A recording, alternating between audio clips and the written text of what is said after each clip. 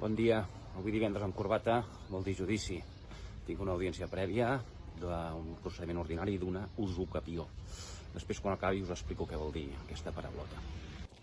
Bon dia. Ja ha acabat l'audiència prèvia aquesta del procediment d'usucapió.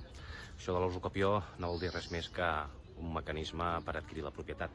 De la mateixa manera que adquireixes la propietat per una compra-venda o per una herència, també la pots adquirir per usucapió, que no vol dir res més que l'ocupació d'una finca durant un període de temps determinat, que en general a Catalunya són 30 anys, hi ha algunes excepcions, però amb uns determinats requisits.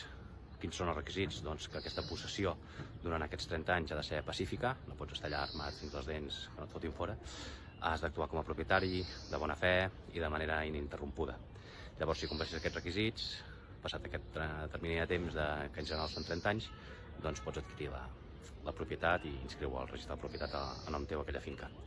Cas pràctic, senyor Alemany, que als anys 80 es compra una finca a Empúria Brava i la compra amb un document privat, amb un paperot, amb el propietari registral d'aquell moment, i no ho inscriu al registre de propietat. I no ho inscriu perquè és una persona civilitzada i amb el document en té prou, o s'enfia de la paraula de l'altre, o senzillament no vol pagar impostos, no ho sé, pel motiu que sigui. Total, que el tio, un cop ha comprat la finca amb aquest paperot, o amb aquest pacte verbal, doncs fa de propietari. Lloga la finca, paga els consums, paga l'IBI, paga els impostos, és un propietari a efectes de tothom. Llavors, transcorregut aquest temps, pot esdevenir propietari. Però què passa? Que ell ni ho sabia, això. Ell es pensava que era propietari registrat, era propietari de tot, no en tenia idea que no era propietari registrat. Llavors, què passa? Que ell volia demanar una hipoteca o traspassar-ho als fills, i no ho pot fer, perquè la finca va a nom d'una altra persona, però en realitat el propietari és ell.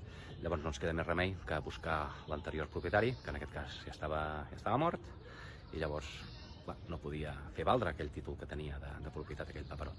Llavors anem al jutjat i demanem això, que es declari la usucapió d'aquesta finca, es declari el domini d'aquesta finca, adquirida per usucapió, perquè han passat més de 30 anys, de manera ininterrompuda, de manera pacífica, amb tots els requisits que estableix la llei i que marca la llei, i per tant que el propietari sigui aquesta persona, el nostre client.